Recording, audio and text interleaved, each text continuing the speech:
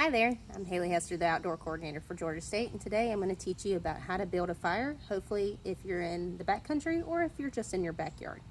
So what I've done today is went ahead and found my fire pit, and for me I wanted to choose something that was elevated and off the ground so that I didn't scorch the earth.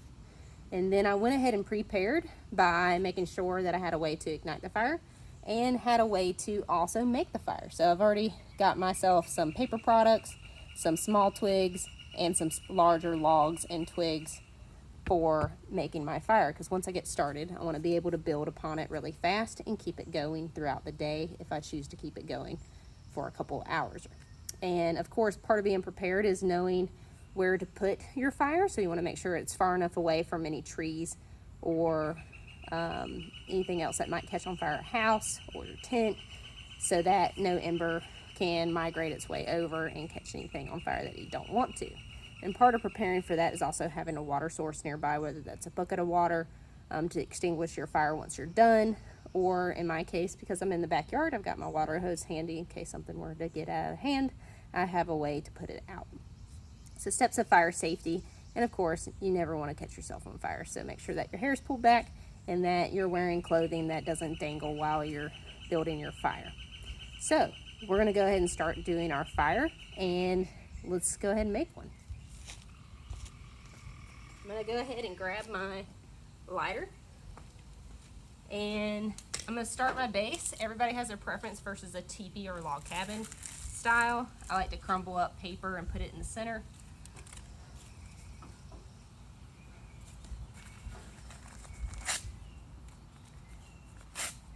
And this is the stuff that'll ignite really fast. And I want to keep it going by building a teepee style with smaller sticks. So I'll have those ready and start building those just by stacking it over. Sometimes it works if you have two larger logs that you can brace off of and then lean the other ones onto it. You want to have space between those sticks so that it has room to aerate, because fire needs oxygen in order to burn. So I'm going to go ahead and make sure that those are kind of bracing against each other versus laying flat on the paper so it doesn't smother. I can go ahead and light it. And I might do it in a few touch points to get it going in a few spots.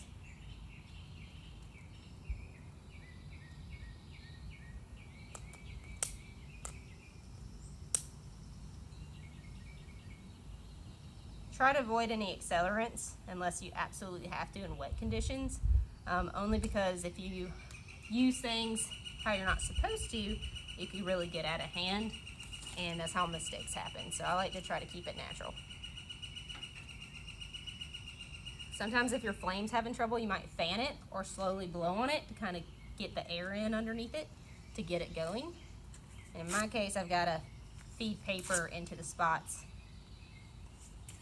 that are having trouble catching.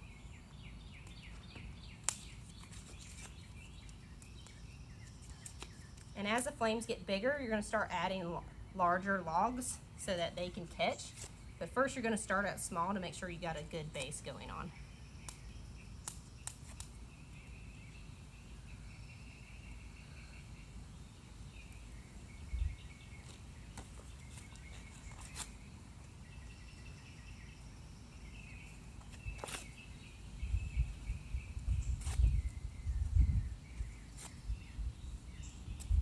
Whenever you're building a fire, make sure that you're checking local ordinances. If you're in the suburbs, you want to make sure there's not a fire ban so that you don't get investigated by the fire department. So you can check that online or just call your local fire department to figure that out. If you're going to the backcountry, you can always call the park ranger or the park itself, and they can tell you what rules are in place, because they might have rules against firewood collection in the area. You probably won't be able to bring wood from out of state. And they might have it limited to you can collect wood only in certain places. There's a lot of different scenarios, so you always want to make sure that your park rules what they are before going. Now that we got this got a good base with the smaller sticks, this is where we're going to lean in those bigger items so that it can build up and start creating hot embers in the base. And those hot embers are what you're looking for if you want a longer fire to burn thicker logs, or if you plan on cooking on your fire, you're going to need those hot embers to do that. a new fire is not going to cook your food fast enough.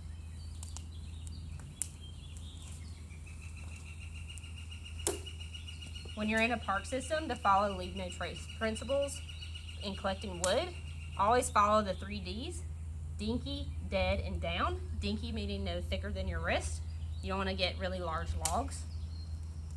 It needs to be dead, so you're not going to cut a living tree down for firewood, plus it doesn't burn great. And then down meaning it's already on the ground. We don't want to break existing structures that might still be in the ground just because they might be a habitat for other animals. Now we got it going good. And at this point, what I'll do is just maintain a watchful eye on it. You never want to leave a fire unattended, and that way I can keep adding firewood to it to maintain my fire throughout the day. And that concludes my fire lesson and some fire safety tips for backcountry or front country. Thanks.